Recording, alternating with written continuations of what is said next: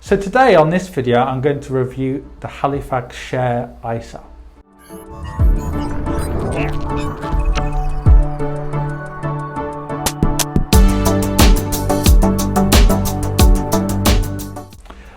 Okay everyone, so first of all, before introducing this video, go over to adamfire.com, especially if you're an expat or a high net wealth individual. Now, I'm going to talk about the Halifax share ISA and the stocks and share services that Halifax offer. Is it a good solution? Now, I'm not going to talk about all the kind of nuts and bolts. You can just Google that and find out like the cost of the shares and so on. But I'm going to come off the fence and say that if you're a British resident, you're planning to live in the UK for the next 20 or 30 years.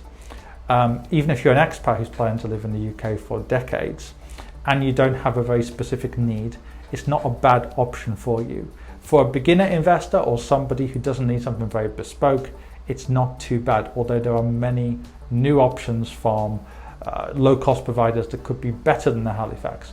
Where the Halifax and companies like them are not very good is if, for example, you've got a specific need. Like if you're a high net wealth individual, you're probably not going to use something like this. It's very much an off-the-peg solution.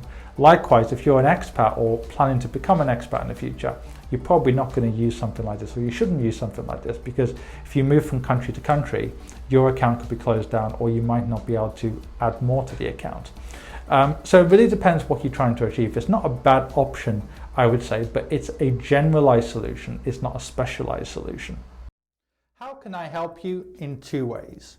First of all, are you an expat, a high net wealth individual, or just somebody who lives in a part of the world where it's difficult to get access to quality investment solutions?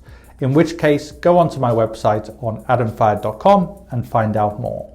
If you don't fit into any of those categories, then in which case there's a range of free material on my website, on this YouTube channel, and indeed on my Quora, where I get over 200 or have received over 231 million views in the last few years.